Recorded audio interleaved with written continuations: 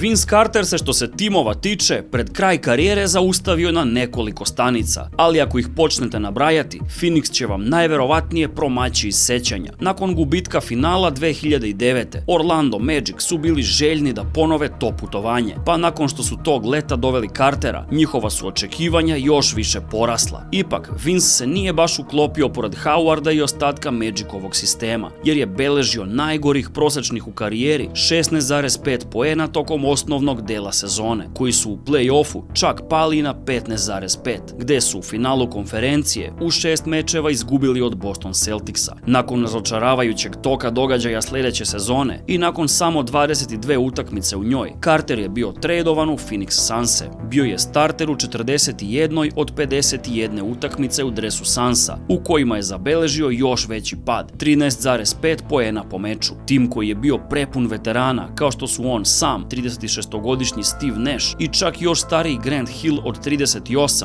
nije uspeo da se domogne play-offa, što je Carterovu stanku u Phoenixu učinilo lako zaboravnom. Jeste imao nekoliko 30 plus poenterskih mečeva i s vremena na vreme se znao pretvoriti u starog dobrog Air Canadu, ali njegova je uloga uglavnom bila da primi loptu i odmah ispali ka košu. Ipak, nakon sezone 2011, njegov je dogovor sa Sunsima bio otkupljen, pa je potpisao sa Dallas Mavericksima. Dok je sezona 2009. nastupila, Tracy McGrady je već imao prilično mnogo operacija i njegovo je telo već počelo da se predaje. Na početku sezone se još uvek oporavljao, pa i pored pokušaja da ipak igra, bio je ograničen na samo 7 minuta po meču u nekoliko utakmica za Rokice. Houston se bio odlučio da ga se odrekne i fokusirao se na njegov izlazni trade. 2 meseca kasnije, Knicksi su povukli obarač što se T-Macovog trejda tiče. Nadali su se da će vidjeti onog starog McGradya, ali čak i kada to ne bi mogao, i dalje je bio na veteranskom ugovoru. New York je mešao karte kako bi pročistio roster i stvorio što više salary capa za predstojeće leto, kada je LeBron James postajao slobodni agent. I ovako dolazimo do toga kako je Tracy odradio polusezonu u New Yorku. Domaća je publika bila naložena da ga vidi u Knicksovom dresu, ali povrede su već nažalost uzele prevelik danak i nikada više nismo vidjeli starog Tracya. U 24 meča za Knickse, T-Mac je prosječno beležio mizernih 9,5 poena po meču i bilo je više nego očigledno da je došao početak njegovog kraja. Richarda Jeffersona poznajete preko njegovih predobrih izdanja na ESPN-u, ali bio je prava napast tokom karijere, posebno za vreme dana provedenih u New Jerseyu. Ipak, nakon gubitka 2 velika NBA finala i jednog konferencijskog ranih 2000-ih, Netsi 2008. nisu čak ni ušli u play-off,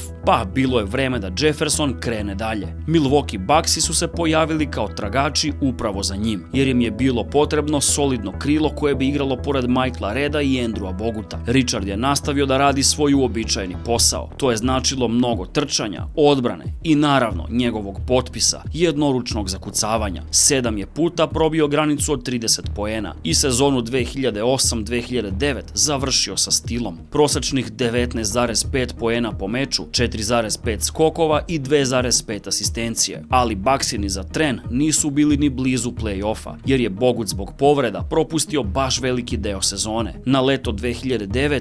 Jefferson je ponovo bio tradovan, ovoga puta u Sparse, njegovo tek prvo stajalište od ukupno 6 u sljedećih 9 godina, tokom kojih je uglavnom bio igrač iz senke. Kingsi su početkom 2000-ih imali svoje slavne dane, ali kada je postalo jasno da ovaj tim neće osvojiti prsten, udarne su se igle počele osipati. Prvo su poslali Chrisa Webera u Filadelfiju, da bi zatim tradovali drugog najsjajnijeg dijamanta. Veteranski ugovor Peđe Stojakovića je poslat u Indijanu u zamenu za Rona Artesta, a ukoliko niste fan Pacersa ili Peđe, velike su šanse da se i ne sjećate kako sipa u opremi Indijane, ali ipak je bio dobar kao i u Sacramentu. 19,5 poena po meču uz 40% za 3 i 90% sa linije slobodnih bacanja. Ipak ova se ekipa Pacersa i nije nešto nauživala uspeha, jer su već u prvoj rundi ispali od New Jerseya. Sljedeće sezone Stojaković potpisao 5-godišnji ugovor sa New Orleans Hornetsima, vredan $64 miliona. Svi se mnogo pozitivno sjećamo We Believe ekipe, ali istini za volju, samo su jednom uspjeli da se zajednički domognu play-offa. Ovo je bio glavni glavni razlog zašto je Stephen Jackson pre početka sezone 2009 zatražio trade u redove konkurentne ekipe. Ovo ga je ipak načinilo izdajnikom i u očima tima i u očima navijača, pa je umjesto željenog tradovan u Charlotte Bobcatse. Mada taj je roster Bobcatsa iz 2009. bio prilično zanimljiv. Captain Jack, Raymond Felton, Gerald Wallace, Boris Diaw i Tyson Chandler. Domogli su se play-offa, ali su bili pometeni još u prvom krugu od strane Orlando Magica. Sam je Jackson imao dobru sezonu, sa 21 poenom i 5 skokova po meču. U stvari, nakon samo 2 mjeseca od dolaska u Charlotte, postavio je rekord franšize sa 43 poena. Kada ljudi govore o Jacksonu, sećaju se njegovih dana sa Warriorsima i Sparsima, ali također i sa Bobcatsima bio prilično dobar. Mada, ima on čak i još zaboravljeniju epizodu od 26 mečeva sa Bucksima 2011. Ali iskreno, nigde ne postoji i jedan snimak toga. Kada pomislite na Shawna Mariona, dve vam ekipe padnu na pamet,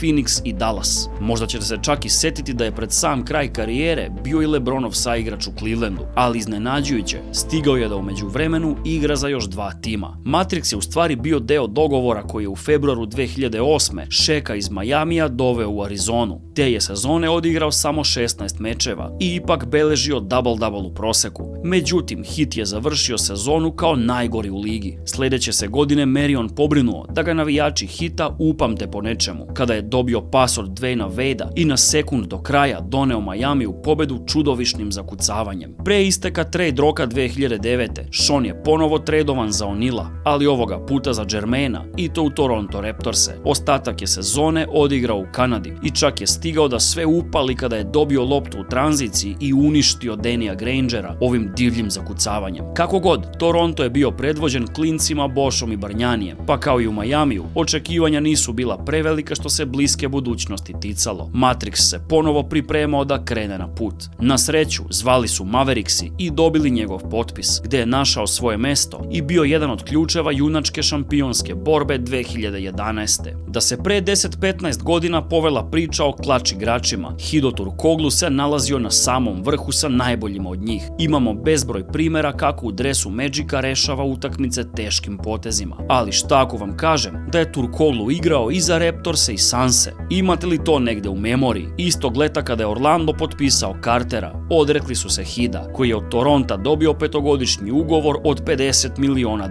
I kod njih je nastavio da radi ono što najbolje zna, pa je tako ubacio ovaj izazovni fade away, koji je na kraju značio pobedu protiv Wizardsa u produžetku. Ali generalno gledano, sezona 2009-2010 je bila teška za Turkoglua, koji je sa prosečnih 17 poena sezonu ranije u Orlando pao na prosečnih 11 u Kanadi. Toliko je bilo od 5-godišnjeg ugovora, jer je Hedo poslat u Sunse pre nego je sljedeća sezona počela. Nije se baš najbolje osjećao ni u Phoenixu, odigrao je tek 25 mečeva uz 9,5 poena u proseku, pa nakon ove 2 kratke ekskurzije konačno se vratio nazad u Orlando na nekoliko sezona, pre nego je na kraju karijeru završio u Clippersima. Tino Mobley je bio dovitljiv bek sa smrtonosnom levicom. Tandem koji je činio sa Stevom Francisom je bio jedan od atraktivnijih u ligi, dok su bili u Houstonu i još pola sezone u Orlandu. Ipak, kada smo kod Mobleya, druga polovina sezone 2004-2005 je nešto o čemu se retko govori. Završio ju je kao član Sacramento Kingsa, tima koji je upravo tradovao Chrisa Webera i bio u potrazi za novim smerovima. Mobley je u Sacramentu odigrao solidnu sezonu sa 18 poena u proseku i 42,5% sa distance. Dosegli su play-off sa 6. pozicije, ali su bili demolirani sa 4-1 od strane Raya Allena i Seattle Supersonicsa. Na leto, Mobley je potpisao 5-godišnji ugovor od $42 miliona sa Clippersima, gdje će se kasnije i penzionisati. Pa,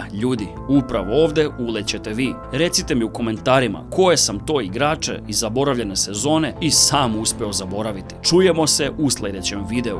Peace out!